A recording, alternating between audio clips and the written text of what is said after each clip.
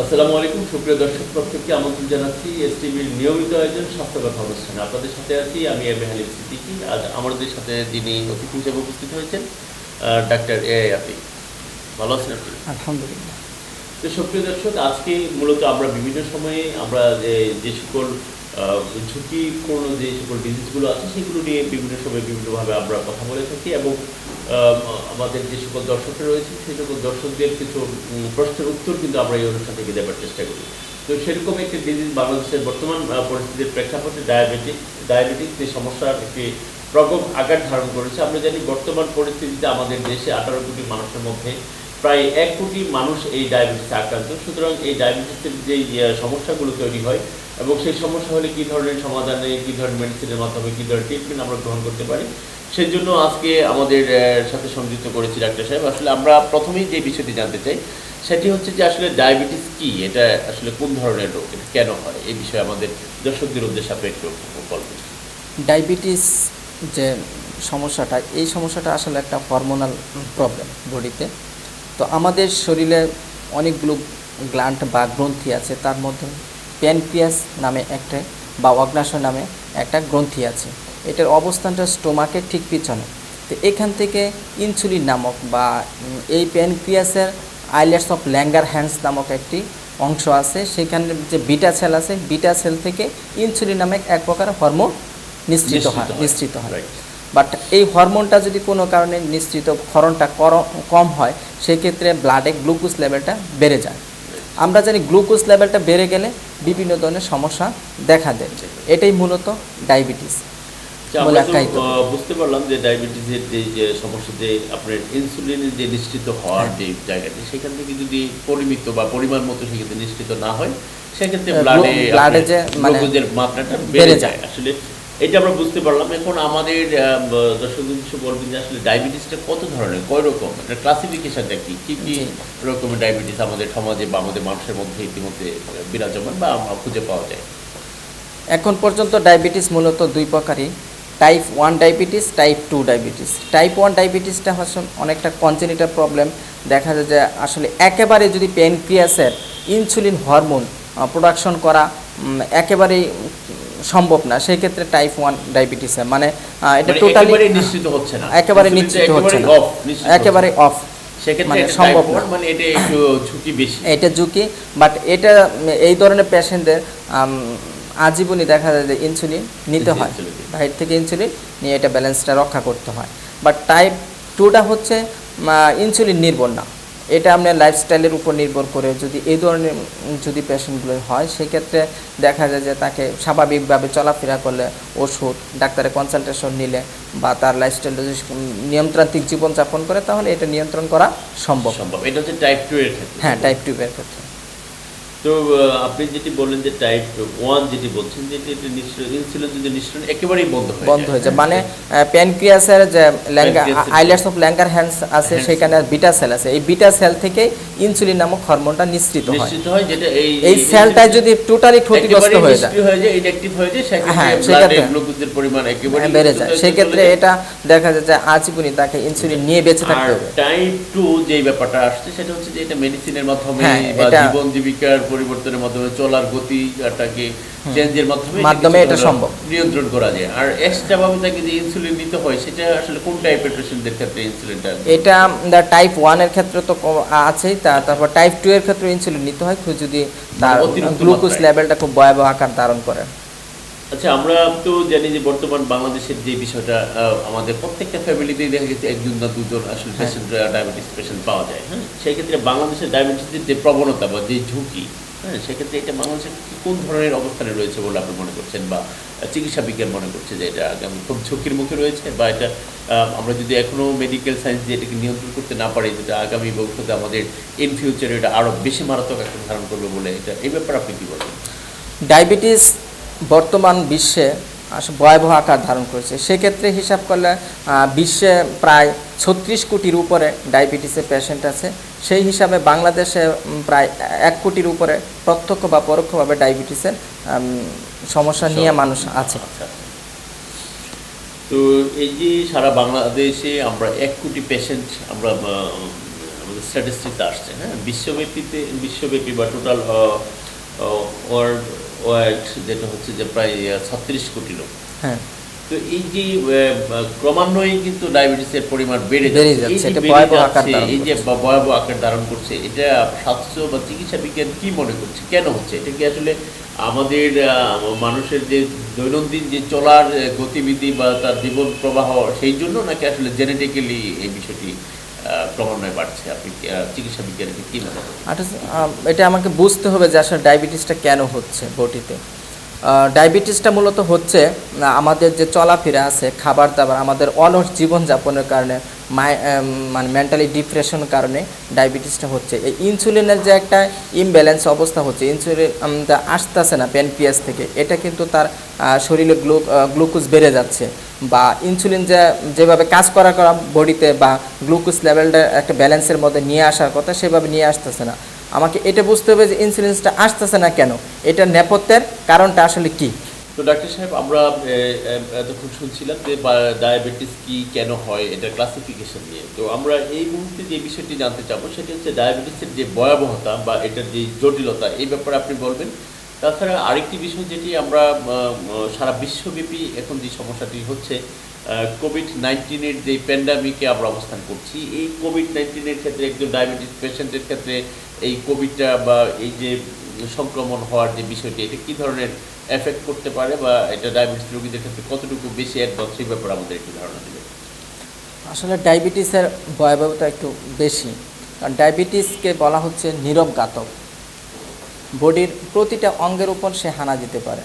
যেমন glucose level যখন বডিতে বেড়ে যাবে, তখন স্বাভাবিকভাবেই বডির স্থূলতা বেড়ে যাবে, ব্লাড প্রেশার বেড়ে যাবে। সেই ক্ষেত্রে দেখা যায় যে কিডনি ফেলিওর হতে পারে, ব্রেন স্ট্রোক হতে পারে, হার্ট অ্যাটাক হতে পারে, বিভিন্ন সমস্যা হতে পারে, সেক্সুয়াল ডেবিলিটি হতে পারে, দেখা যায় যে চোখে ছানি পড়া বা চোখে কম দেখা, বিভিন্ন ধরনের এই ধরনের সমস্যাগুলো ডিসঅর্ডার হতে পারে। বলছেন যে আমার হাই প্রেশার, তারপরে কিডনির যে ডিজিজ, জি, হার্টের যে সমস্যা, এগুলো কি আমাদের একটা ডায়াবেটিক পেশেন্টের ক্ষেত্রে এগুলোকে আরো বেশি হ্যাঁ, অবশ্যই মারাত্মক।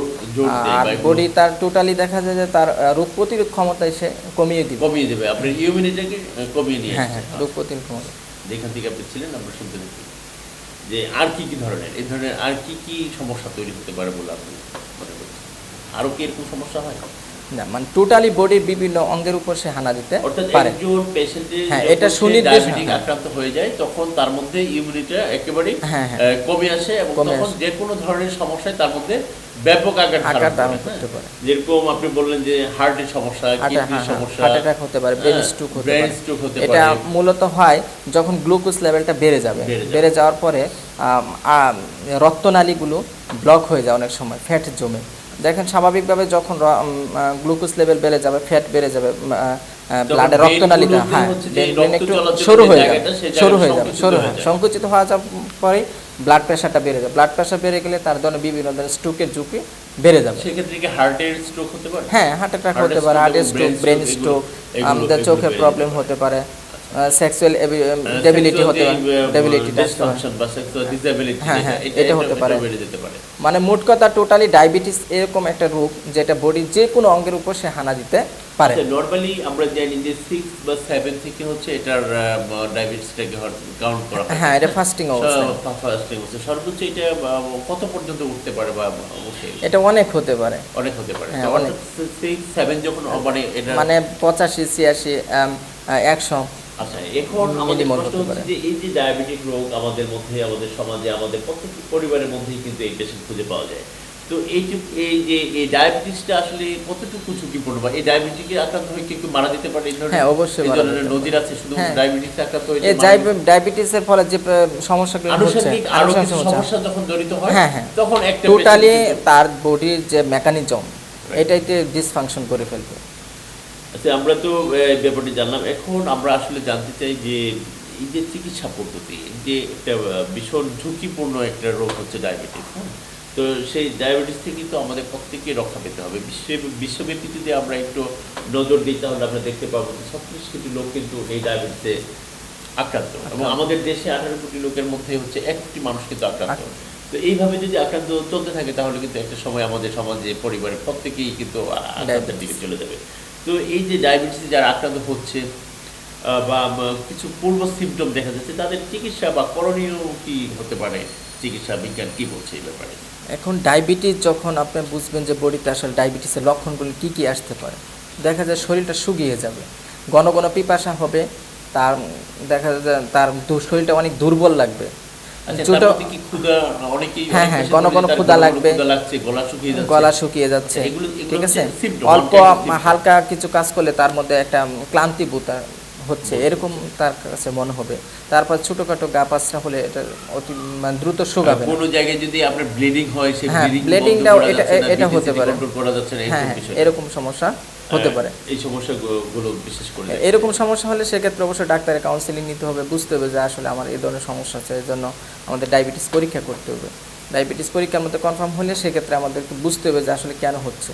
আসলে আমরা এই ডায়াবেটিসটা আসলে মূলত নিয়ন্ত্রণযোগ্য, টাইপ 2 ডায়াবেটিসটা পুরোপুরি নিয়ন্ত্রণযোগ্য। এটা যদি 100% কোনো পেশেন্ট যদি মনে করে যে না এটা আমি ওষুধের মাধ্যমে সম্ভব, তা না, এটা করা যাবে না। এটার কারণে লাইফস্টাইল কিছু জীবন প্রণালী, আমাদের হ্যাঁ জীবন প্রণালী চেঞ্জ করার মাধ্যমে আমাদের বডিতে যখন কোনো হরমোন, যে এই প্যানক্রিয়াস নামে যে গ্ল্যান্ড আছে বা ইনসুলিন যে হরমোনটা আছে, এটা না, যে কোনো বডির হরমোনের যে ইমব্যালেন্সটা হয় এটা আসলে আমাদের কারণে হয়ে থাকে, বুঝতে পারছেন? আমাদের জীবন, হ্যাঁ আমাদের জীবন চলার পথে অনিয়মগুলো অনিয়ম কারণে হচ্ছে, বুঝতে পারছেন? তো এই যে সকল অনিয়মের কারণে ডায়াবেটিসের মতো রোগ আমাদের শরীরে বাসা বাঁধতে পারে, এই ধরনের কিছু অনিয়মের কথা আপনি বলেন, যেগুলো হচ্ছে এইগুলো আমরা না করলে হয়তো ডায়াবেটিস থেকে আমরা এখন বর্তমান প্রেক্ষাপটে যদি আমি বলি যে আমাদের যে কর্ম, দেখা যায় লং টাইম বসে বসে কাজ করতে, কম্পিউটারের সামনে কাজ করতেছি, আমাদের যে লেজি মানে একটা অলসতা বা হ্যাঁ কায়িক পরিশ্রমটা হচ্ছেই না।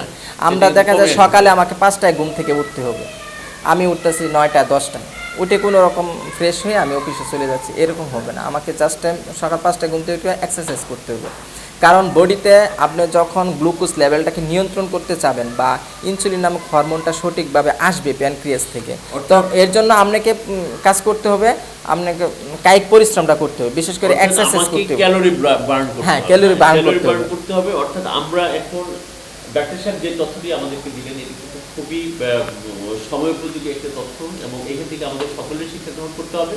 কারণ আমাদের সমাজে আজকে বাচ্চা থেকে শুরু করে একেবারে বৃদ্ধ পর্যন্ত, একটা বাচ্চা যখন 7-8 বছর বয়স, তখন থেকে কিন্তু তারা বাসায় বাড়িতে এরকম পরিবেশে বড় হয়, তারা কিন্তু আজ থেকে 20 বছর 30 বছর আগে আমাদের বাচ্চারা ফুটবল নিয়ে মাঠে যেত, ক্রিকেট খেলতো, দাঁড়িয়ে বাঁধা, এই ধরনের খেলা করে কিন্তু তাদের কায়িক পরিশ্রম, তাদের কিন্তু ক্যালোরি বার্ন হতো। কিন্তু আজকের সমাজে আমরা শহরমুখী হওয়ার কারণে আমাদের বাচ্চা থেকে শুরু করে বৃদ্ধরাও আমরা কিন্তু ঘরের মধ্যে থাকি।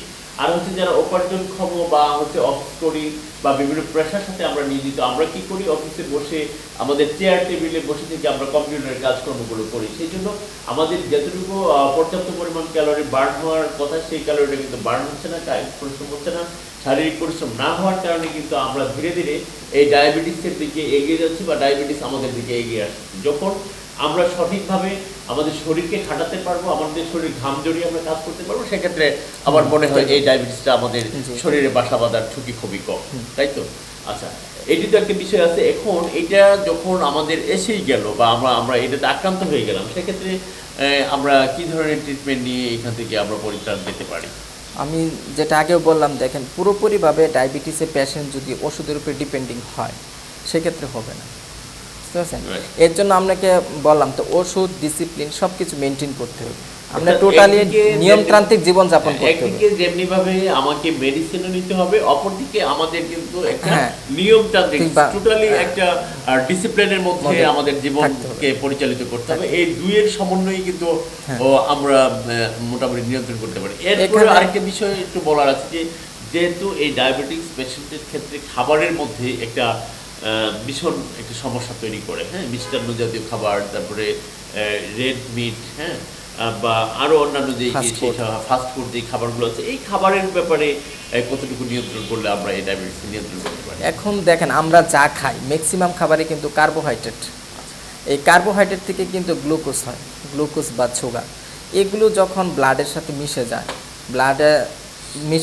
ব্লাড এটা পর্যাপ্ত পরিমাণ সেলে সে সাপ্লাই দিতে পারতেছে না, এটা নির্ভর করে ইনসুলিনের উপর। প্যানক্রিয়াস থেকে কী ধরনের মানে ইনসুলিন পরিমাণটা কীভাবে নিশ্চিত হচ্ছে, ইনসুলিনটা ডিপেন্ড করে মূলত গ্লুকোজ লেভেলটার উপর, বুঝতে পারছেন? কখন যদি গ্লুকোজ বেড়ে গেছে, ইনসুলিন আসতেছে না, তার মানে আরো বেড়ে যাবে। গ্লুকোজ বেড়ে যাচ্ছে তখন প্যানক্রিয়াস থেকে কিন্তু আপনার ইনসুলিনটা নিঃসরণের পরিমাণ কমে আসতেছে। হ্যাঁ, রাইট? না না, এটা না, বিষয়টা হচ্ছে আপনার গ্লুকোজ লেভেলের উপর নির্ভর করবে ইনসুলিন, কি পরিমাণ ইনসুলিন সেখান থেকে সিক্রেশন হবে। এখন বডির যে পরিমাণ ইনসুলিন দরকার সেই পরিমাণ যে সিক্রেশন না হয়, স্বাভাবিকভাবে গ্লুকোজের লেভেল ব্লাডে বেড়ে যাবে, ব্লাডে বেড়ে গেলে ফ্যাট বেড়ে যাবে, তখন সে এটা সাপ্লাইটা ঠিকভাবে দিতে পারতেছে না, একটা প্রবলেম। কেন দিতে পারতেছে না? আমি দেখা যায় যে লং টাইম বসে বসে কাজ করতেছে, আমার শরীরের ওবেসিটি বা স্থূলতা বেড়ে যাচ্ছে, আমার ক্যালোরি বার্ন হচ্ছে না। এক্ষেত্রে তো মেটাবলিজম হচ্ছে না, মেটাবলিজম না হলে তো স্বাভাবিকভাবে গ্লুকোজ বেড়ে যাবে, বুঝতে পারছেন? মেটাবলিজম আমাদের দরকার। এই মেটাবলিজম যত ক্যালোরি বার্ন যত বেশি হবে, মেটাবলিজম তত বেশি হবে। মেটাবলিজম বেশি হলে গ্লুকোজ লেভেলটা নিয়ন্ত্রণে আসবে, ইনসুলিন যে পরিমাণ ইনসুলিন দেয় সেটাতে কাজ হয়ে যাবে, বুঝতে পারছেন? কিন্তু এখানে গ্লুকোজ বেড়ে যাচ্ছে, ওই পরিমাণ ইনসুলিনটা আসতেছে না, কারণ আমাদের যখন বডির স্থূলতা বেড়ে যাবে, স্বাস্থ্য বেড়ে যাবে, তখন স্বাভাবিকভাবে প্যানক্রিয়াসের উপর একটা প্রভাব পড়বে, এরপরে দেখো যে ইনসুলিনটা পর্যাপ্ত পরিমাণ আসতেছে। আপনি এইখানে আমরা বুঝতে পারলাম প্রথমত ডায়াবেটিস কি ও কেন হচ্ছে। হ্যাঁ, এবং এটা টাইপ হচ্ছে দুইটা ধরনের। হ্যাঁ, 2 ধরনের, টাইপ 1 টাইপ 2। তো এই ডায়াবেটিস যখন হয়ে যাচ্ছে একজনের, তখন এই ডায়াবেটিসটা শুধু ডায়াবেটিসের মধ্যেই কিন্তু সীমাবদ্ধ থাকে না। কারণ এই ডায়াবেটিসটা হয়ে যাওয়ার পরে তার কিন্তু অন্যান্য টোটাল ইমিউনিটি কিন্তু ফল করছে। ফল করার কারণে তার মধ্যে নানাবিধ রোগ বা ডিজিজ কিন্তু তার মধ্যে বাসা বাঁধতেছে, আক্রমণ করতেছে। সেক্ষেত্রে আপনি যেগুলো বিশেষ করে বললেন সেটা হচ্ছে কিডনির সমস্যাটা বড় আকার ধারণ করছে, তারপরে হচ্ছে হাইপার টেনশন যে সমস্যাটা সেটা হচ্ছে, তারপরে আপনার ব্রেন স্ট্রোকের মতো ঘটনা ঘটছে, সেক্সুয়াল ডিসএবিলিটি যেটা হচ্ছে, এই ধরনের মাল্টিপল ডিজিজ কিন্তু তার মধ্যে তখন প্রশমিত হচ্ছে বা তাকে আক্রমণ করছে। মানে ডায়াবেটিস এরকম একটা রোগ যেটা শরীরে প্রতিটা অঙ্গের উপর হানা দিতে পারে, এর জন্য আমাদেরকে অনেক কেয়ারফুল থাকতে হবে। আচ্ছা, এটা কেয়ারফুল থাকার জন্য মনে করেন এটা থেকে বাঁচতে গেলে স্পেসিফিকলি আপনি আগেও বলছেন, আবার শুনতে চাই আমার দর্শকদের উদ্দেশ্যে, যে আমরা ডায়াবেটিস থেকে বেঁচে থাকবো, সেজন্য আমাকে কি 2-3টা কাজ যদি করতে বলা হয় তাহলে কি কাজগুলো আমি করব? এখানে আসলে আমরা যে অ্যাডভাইসটা করে থাকি 3D বলা হয়, বুঝতে পারছেন? 3D বলা হচ্ছে, প্রথম ডি বলা হচ্ছে ডিসিপ্লিন, এরপরে বলা হচ্ছে ডক্টর, এরপরে ড্রাগ, ঠিক আছে? ডাক্তারের পরামর্শ অনুযায়ী মানে 3D ফলোর মাধ্যমে মোটামুটি কিছুটা আমরা এটাতে পরিত্রাণ পেতে পারি। 3D বলতে D1 হচ্ছে ডিসিপ্লিন, হ্যাঁ ডিসিপ্লিন, D2 হচ্ছে ডক্টর, D2 হচ্ছে 3 হ্যাঁ ড্রাগ বা মেডিসিন বা ওষুধ যেটা, ঠিক আছে? এর মাধ্যমে যদি আমরা সব কিছু মেনটেন করতে পারি, দেখা যায় একটা নিয়ন্ত্রণাত্মক জীবনযাপন করতে পারি, সেই ক্ষেত্রে অবশ্যই আমরা এটা সম্ভব ডায়াবেটিস নিয়ন্ত্রণ। কিন্তু আপনাকে যদি কোনো পেশেন্ট মনে করে যে ডায়াবেটিস একেবারে নির্মূল করব, এটা আদৌ সম্ভব না, বুঝতে পারছেন? প্রিয় দর্শক, আপনারা দেখছিলেন এসসিবির নিয়মিত আয়োজন স্বাস্থ্যগত অনুষ্ঠান। আমরা জানি আমাদের অল্প কিছুদিন পরেই আমাদের মাহে রমজান তথা সিয়াম সাধনা মাস চলে আসছে। সেক্ষেত্রে আমাদের যে ডায়াবেটিস পেশেন্ট যারা রয়েছে তাদের ক্ষেত্রে রোজা কীভাবে পালন করতে হবে, সেক্ষেত্রে যে ওষুধগুলো তারা গ্রহণ করবেন সেখানেও কিন্তু এক ধরনের প্রতিবন্ধকতা তৈরি হয়। সেই জন্য আমরা মূলত ডাক্তার সাহেবের কাছে আমরা শুনে নিলাম এই বিষয়গুলো। তো আমরা জানি যে আমাদের তো খুব অল্প সময়ের মধ্যেই আমাদের মাহে রমজান, আত্মশুদ্ধির মাস। সেই মাসে সাধারণত আমাদের এই দেশের 90% মুসলমানের দেশ, এখানে আমরা সবাই ফাস্টিং করি। সেক্ষেত্রে এই যে ফাস্টিং করার জন্য মূলত ডায়াবেটিক পেশেন্টদের কী ধরনের সমস্যা বা ঝুঁকি বাড়তে পারে, এই ব্যাপারে চিকিৎসা বিজ্ঞান কী বলে, আসলে এটা তারা কিভাবে করবে ডায়াবেটিস, যাদের উচ্চ ডায়াবেটিস রয়েছে? জি, এটা একটা আপনি সুন্দর প্রশ্ন করেছেন, সমসাময়িক প্রশ্ন। তো আসলে ডায়াবেটিস যারা পেশেন্ট, এরা রোজা রাখবে, কোনো সমস্যা নেই, রোজা রাখবে। কি কিছুক্ষণ পর পর যে ক্ষুধার একটা, হ্যাঁ ক্ষুধা লাগে, ঠিক আছে, এটা ক্ষুধা লাগবে, যেহেতু আমরা রোজা আছি, সুস্থ মানুষের জন্য মানে ক্ষুধা লাগবে, এটা স্বাভাবিক বিষয়।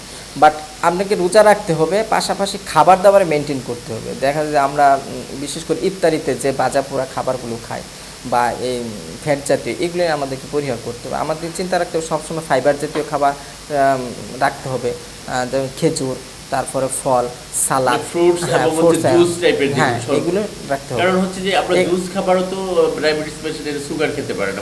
এটা আসলে জুস বলতে যদি ন্যাচারাল কোনো জুস হয়, যেমন ঘরে তৈরি করে যে জুসগুলো, ঠিক আছে, ব্লেন্ডার দিয়ে, এগুলো আপনি খেতে পারবেন। কারণ এই ফলের যে সুগারটা, এটা কিন্তু আমাদের ডায়াবেটিসের জন্য ক্ষতি নেই। এই ফ্রুকটোজ, এটা যদি ডায়াবেটিসের জন্য কোনো ক্ষতিকর কারণ নেই। অর্থাৎ একজন হ্যাঁ। ডায়াবেটিক পেশেন্ট সে কিন্তু নির্দ্বিধায় মাহে রমজান বা তত হ্যাঁ, সাধনা ফল করতে খেতে পারে। পারবে। এবং সেখানে খাবার দাবারের ক্ষেত্রে ফ্রুটস এবং ঘরে তৈরি জুস জুস এবং এগুলো খেতে পারবে। হচ্ছে ভাজা পোড়াটা একটু অ্যাভয়েড করবে। হ্যাঁ, ভাজা পোড়াটা Avoid totally করতে avoid অর্থাৎ করতে হবে, খাদ্য কারণ- তালিকাকে কিছুটা নিয়ন্ত্রণের মধ্য দিয়ে সে সিয়াম হ্যাঁ, করতে সাধনা হবে। করবে তার মধ্যে এখন আমি যেটা বলতে চাচ্ছি, টোটালি ডায়াবেটিসের পেশেন্টদের ক্ষেত্রে মানে ভারী বেশি পরিমাণ কার্বোহাইড্রেট জাতীয় খাবারগুলো পরিহার করতে হবে, প্রোটিন জাতীয় খাবারগুলো খেতে হবে বেশি বেশি, এবং মাছ যেটা আমরা বলি যে মেটাবলিজম বা নির্ভর করে ক্যালোরি ক্ষয়ের উপর, আপনি কি পরিমাণ শরীরে এনার্জি ক্ষয় করতেছে। এনার্জি হ্যাঁ, এই পরিমাণ মেটাবলিজম হওয়ার পরে আমরা গ্লুকোজ থেকে ওই পরিমাণ সুগার বা গ্লুকোজটা সাপ্লাই হবে সেল পর্যন্ত। এর জন্য আমাদের কায়িক পরিশ্রমের কোনো বিকল্প নাই। যেহেতু রোজার মাসে আমরা স্বাভাবিকভাবে পরিশ্রমটা কম করি, সেক্ষেত্রে আমাদের ডায়াবেটিস পেশেন্টের মাথায় রাখতে হবে যে খাবার দাবার বিশেষ করে স্পেশালি কার্বোহাইড্রেট জাতীয় খাবারগুলো তুলনামূলকভাবে কম খাইতে হবে। জি, আপনাকে ধন্যবাদ। আমরা অনুষ্ঠানের প্রায় শেষ অংশে চলে আসছি। আমরা তো শুনছিলাম যে ডায়াবেটিস সংক্রান্ত যে সকল খুঁটিনাটি বিষয় সেগুলো আমরা ডাক্তার রিক সাহেব আমাদের খুব দৃঢ়তার সাথে সুন্দরভাবেই এক্সপ্লেন করছিলেন।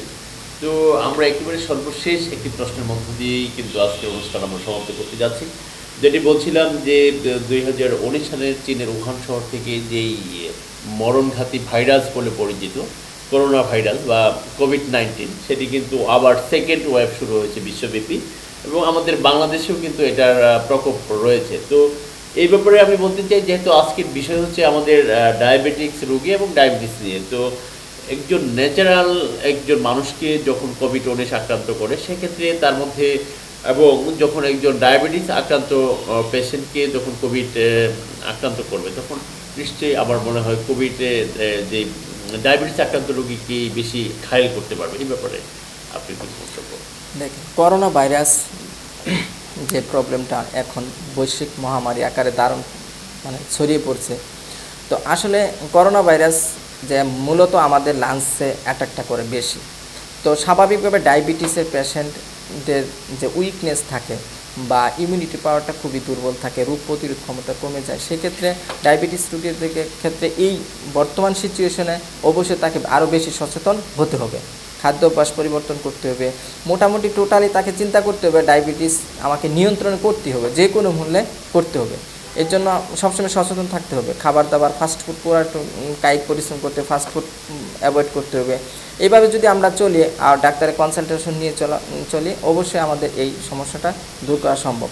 আর এটা আসলে অনেকে ভয় পায় যে আসলে ডায়াবেটিস আমি পেশেন্ট, আমি বের হব না বা ঘরে বসে থাকবো যদি আমাকে করোনা ভাইরাসে অ্যাটাক করে। আসলে এটা ভয়ের কোনো কারণ নেই, ঠিক আছে? আপনাকে সচেতন হতে হবে। এই বৈশ্বিক মহামারীতে আমি সচেতনতার কোনো বিকল্প নেই।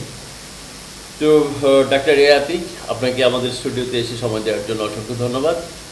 আর দীর্ঘ সময় আমাদেরকে যে তথ্য দিলেন, আমরা আশা করছি বিশেষ করে আমাদের যে শ্রোতা দর্শক বন্ধুরা রয়েছে আপনারা খুব গুরুত্ব দিয়ে মন থেকে আমরা শুনছিলেন যে ডায়াবেটিক সংক্রান্ত। কারণ আমরা যেটি বলছেন, আমাদের ডাক্তার সাহেব বললেন এবং আমাদের বিভিন্ন স্ট্যাটিস্টিক্সে দেখা যাচ্ছে যে 1 কোটি লোক কিন্তু আমাদের দেশে অলরেডি ডায়াবেটিস আক্রান্ত। আমরা আশা করব এবং বিশ্বাস করব যে সকল নিয়ম নীতি মানার মধ্য দিয়ে আমরা আমাদের ডায়াবেটিসকে নিয়ন্ত্রণ রাখতে পারি, সেগুলো আমরা শুনলাম, এগুলো আমরা বাস্তব জীবনে প্রতিফলিত করবো। তাহলে আমি নিজে এবং আমার পরিবারে যে সকল ডায়াবেটিস আক্রান্ত আছে তাদেরকে রক্ষা করতে পারবো।